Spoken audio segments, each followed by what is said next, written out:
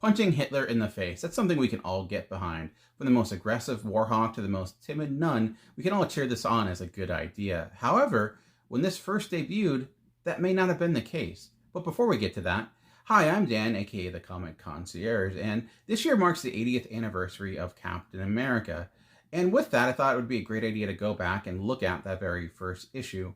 Now, talking about how good or bad it is, I think is a bit of a reductive conversation. Clearly, there's some quality there. We're talking about it 80 years later. However, what are some more interesting questions we can ask? For example, how much of the Captain America we know today is present on day one? Either the MCU version or the comic book version, how much has he changed since he first debuted? But why are we talking about Captain America 80 years later when characters like the Shield were lost to existence? And when you look at the Shield, he has a very similar makeup of Captain America. He was a normal, everyday human being. Then he took a formula that was started by his late father, finished it, and got superpowers, super strength and reflexes, the whole 9 yards.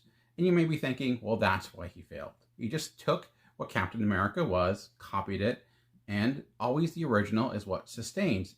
However, the Shield debuted an entire year before Captain America.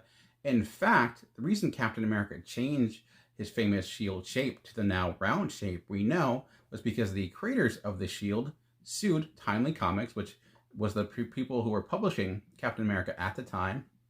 And to suffice that lawsuit, they changed the shape of the shield.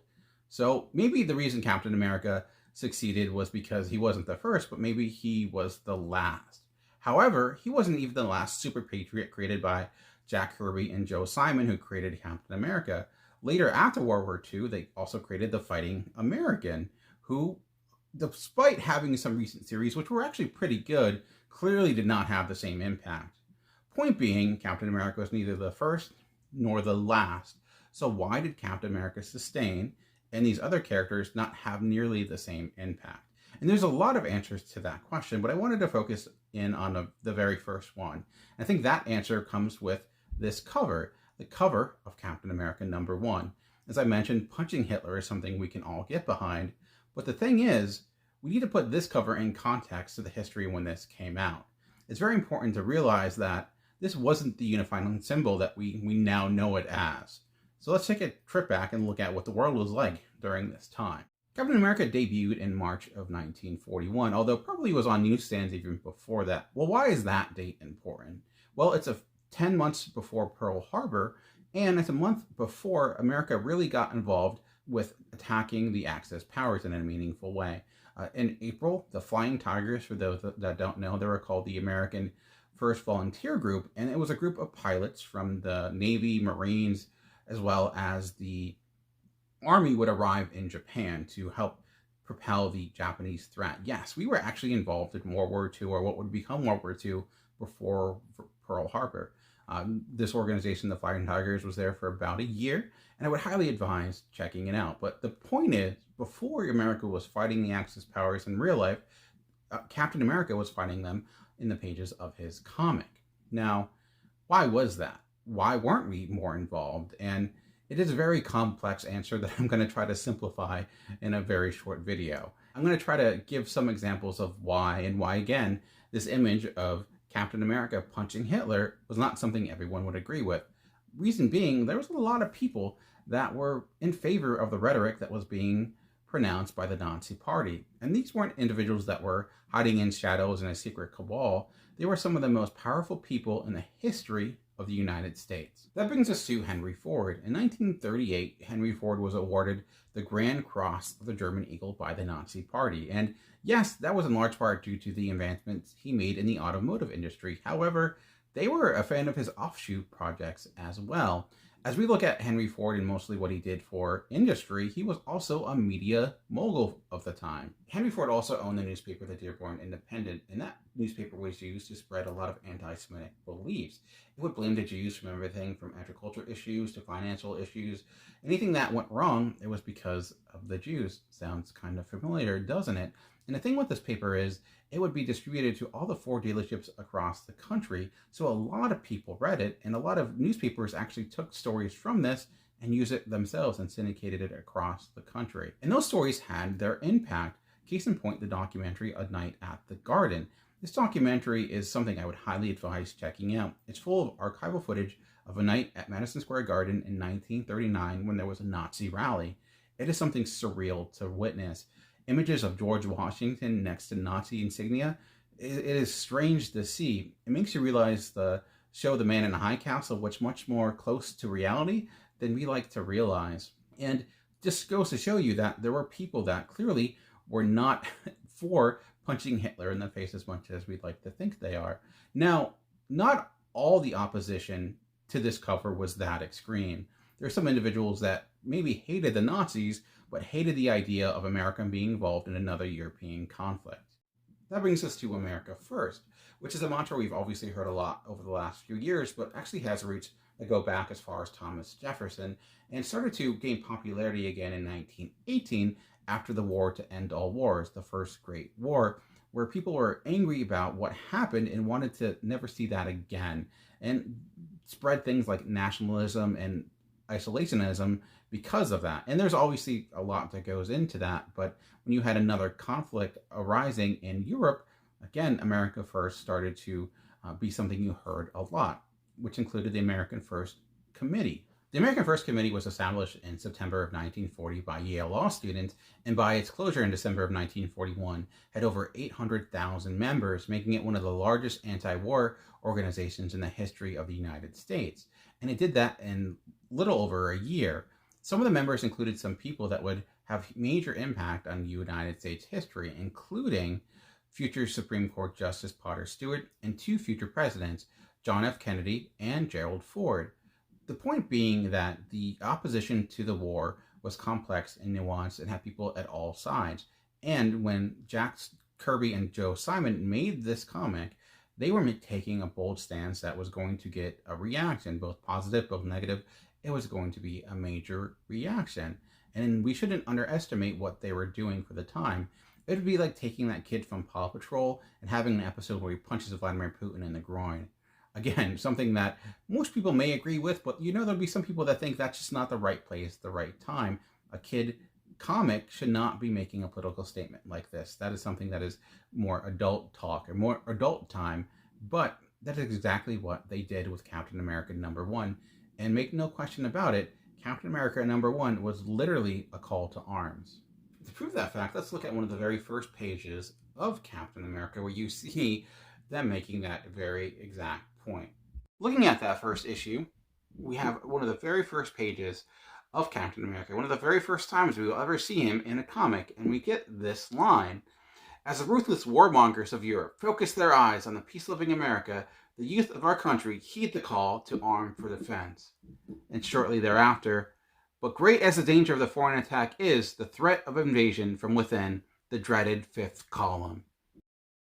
Now, the turn of phrase, the fifth column, was something I wasn't really super familiar with. I heard it, but I couldn't exactly place what exactly they were saying. So the fifth column was actually a phrase being used a lot at the time, especially after the fall of France. And what it warns of is sedition from the inside, thinking that the reason a country could fall, not just because of outside threats, but threats from the inside as well, thinking that's why France fell the way it did, and warning that could happen in the United States.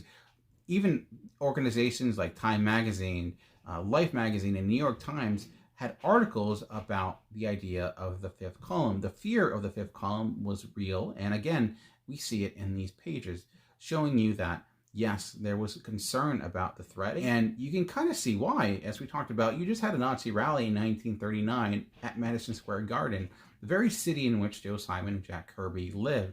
You could see why that would spur them to want to make a comic like this. Now, I don't know for sure if that's why they did it, but clearly the climate at the time was something they were writing towards, and I think it's something important to look at when reviewing this comic. Even later in the comic, it asks kids to become part of Captain America's secret organization, the Sons of Liberty. And yes, this is probably designed to make money. It did ask kids to send in 10 cents, but I think there was a little bit more to it than just that. It's also important to point out that Captain America doesn't even fight Hitler in this issue. Yes, even in 1941, the cover promised you something that didn't actually happen in the comic. This entire comic takes place in the United States. He never travels overseas. Again, World War II is not happening. Everything is Captain America being basically a secret agent, stopping people from sabotaging the country and sabotaging the military complex. Now, having a provocative cover can only take you so far. I do think there's more to why Captain America has sustained.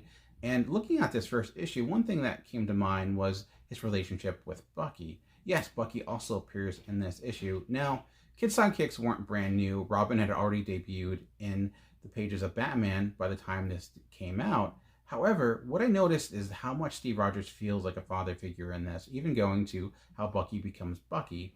It's kind of weird, but ultimately he walks in to Steve Rogers' cabin and he sees that Steve Rogers is in fact Captain America. Yes, at this time, Captain America had a secret identity, and Captain America gives him a firm talking to, but also says, you know what, let me show you a lesson by letting you be my partner, because what better way to experience war than be part of it as a kid, I guess. What kid doesn't want to fight war criminals? But also later in the issue, there's a conversation between Steve Rogers and Bucky, where Bucky is complaining because they have to go to some speech he doesn't want to be a part of. He just wants to do kid things, probably. And again, Steve Rogers, being Steve Rogers, tells him the importance and understanding and listening, because this person has things to say that he needs to hear. And again, I just feel like he is written so much like a father figure. And why I think that's important. Now, again, going back to when this is coming out, in a few short months, America's going to be attacked. You're going to have Pearl Harbor, which is going to lead a lot of young parents to travel overseas and say goodbye to their kids, many for the very last time. And what better way to kind of get that parental experience than reading a comic? And I could see a lot of kids just searching for role models during this period of time, and I could see them looking at Captain America as maybe their dad and them as Bucky, and fighting together against the Nazi threat. Now, I have no evidence to base this in reality. It's just something that I thought of, and I think there's some legitimacy in that, because when you look at how Captain America is often written today, rather being in the movies or in the comics, he does, again, feel like a father figure. You know, one, he doesn't understand pop culture references. He is often the person that's yelling at them for language. And more importantly, he's the individual they all try to respect and try to impress, whether it be Agent Coulson in the movies or even people like Spider-Man in the comics. Captain America has a presence. He's someone that they all listen to. Even someone like Thor, who's a god, who'll listen to Captain America because of the respect he holds. Again, I think that has a lot to do with probably writers looking at him like that type of father figure. And I just think that may be a big reason why he came back the way he did.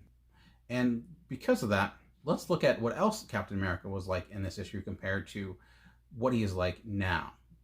Let's start with Captain America's origin, which has relatively remained unchanged over all these years. We get scrawny Steve Rogers, although he only gets a few panels before he takes the super soldier serum to become Captain America, this huge, muscly man with great reflexes and super strength. Shortly after the successful experiment, traitors from the inside cause an explosion and kill the doctor that created the formula, making Steve Rogers the lone super soldier. This is pretty much what we have now. It's been maybe more decompressed over the years. We learn more about Steve Rogers before the formula is injected into his veins, and also the transformation gets a little bit more complicated, but ultimately the foundation is exactly what we see here, is what we see now in the movies and in the comics. It really is all the same. So what is different? Well, I think what's really different with Captain America in this is the way he's written.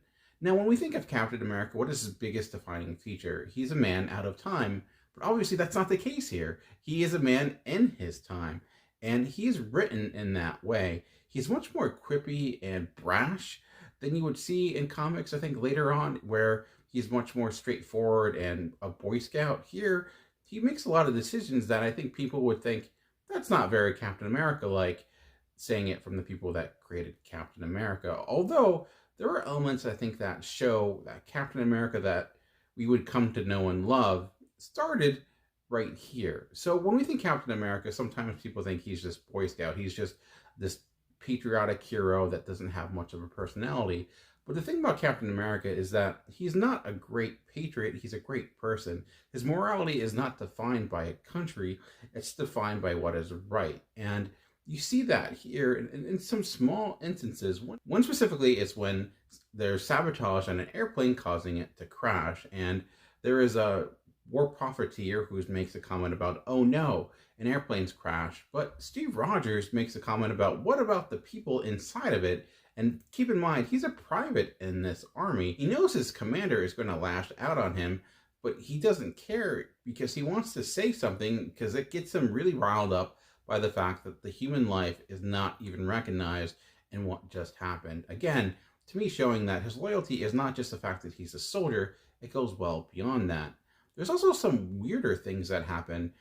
One person also debuts is Red Skull. Well, it's kind of Red Skull. It's a Red Skull that's been adjusted a lot. If there's one character that has changed the most outside of Bucky becoming Winter Soldier, it's Red Skull. He first comes in like this supernatural type of character where he makes people look at his eyes and it causes them to die, although we learn that's actually a trick. What's weird though is that Red Skull, spoiler alert, is killed in this, although he dies by committing suicide. And Bucky makes a comment to Steve Rogers about, you could have stopped him. You could have stopped him from doing that. And his response is eerily cold. He says, I'm not talking right now, basically, which if I saw that in a Captain America comic today, I'd be like, what in the world are they doing to this character? He wouldn't kill someone or allow someone to die in cold blood. And that's exactly what happened here. Again, this wasn't necessarily the Red Skull that we know. It ends up changing. It ends up being this American imposter. Although he does have my favorite line in the entire comic. When he's leaving out of a secret entrance, he yells, I'll be back with more murder, which I think is phenomenally hilarious. And I wish it was his catchphrase because, one, he was kind of right. He did call the shots. He might be a Nazi, but I guess he does lie. I would say he doesn't lie, but he really does lie. And when you come to the action that we know for Captain America, it's all here. It's Jack Kirby being Jack Kirby. Great action in the scene. He can flip and kick and punch and do all that great stuff. He shows that he's pretty smart as well. This has a multitude of short stories. This isn't just one long story. And one, for example, is this massive chess game. And he shows that he can kind of outsmart someone as well, although he just outsmarts him by flipping over the table. But ultimately, he is that type of character that goes in head first and does what's necessary and leaves before people can know. There's even some women who try to get with him, and he is basically gives him the cold shoulder because he cares about his mission. There are elements of the Captain America we know. Clearly, he changes a lot throughout the years, but I do feel like there are elements of who we know now present from day one. It's a really fascinating read. There's also other stories that happen in Captain America #1. For example, there's a story about the Hurricane, who's like the son of Thor. Clearly, those are short stories that went nowhere. It's like the other stories in Amazing Fantasy 15. Even though they're part of one of the most famous comics of all time, no one really pays attention to them all that much. It's similar to this, although they are fun to read. And anytime you get a chance to read Jack Kirby and Joe Simon, I would advise doing that. And that brings me to my next point. So what else can you do? If you want to read this issue, how can you read it? Obviously, you can't spend the money. Maybe you can spend the money and read it, though I doubt you'd want to read it if you bought the physical issue. Recently, Marvel did put out a tribute edition of this where it takes issue 1 and issue 4 of the Avengers and it's done by different artists. So it's not exactly the same thing, but it's a fun experiment. The actual issue itself can be read. It's available on Comixology. It's free if you have Comixology Unlimited. Also, Marvel Unlimited is available there as well. Now, if you're more interested in learning about the history of the time or potentially comic book history, here are some books I would recommend, starting with All the Answers by Michael Kupperman. And what this book is, it talks about his father's life, who was part of this kids quiz show in the early days of television, and how that was used to fight against anti-Semitism at the time as well. It talks about Henry Ford a lot. He's a key figure in that book, and I think if you're more interested in learning about how people were reacting at the time, it's a good book to read. Now, if you're more interested in things like comic book history, try the Slings and Arrows comic guide, although this would be a little harder to find because it's not currently in print, but you may be able to pick it up at your local library or find a used copy someplace. And this is a huge resource of a lot of reviews and deep dives into some of the most famous comic book issues of all time. It has a lot of great resources, and it's a lot of information that honestly is not really out there except within this book. Lastly, is something like Tom Scioli's unofficial biography of Jack Kirby that came out last year that talks all about Jack Kirby's life, getting into the creations like Captain America and the Fighting American that we talked about, and his time during World War II as well. It's a very detailed and very exciting book that you can probably find as it just came out last year. If you enjoyed this deep dive into the first issue of Captain America, I know a lot of people have been talking about Captain America, and I'll continue to talk about him with future videos, but I wanted to start by putting his creation in context so we can appreciate even more what came next. But ultimately, just remember, comics are for everyone. The key is finding the right one. Until next time, keep reading.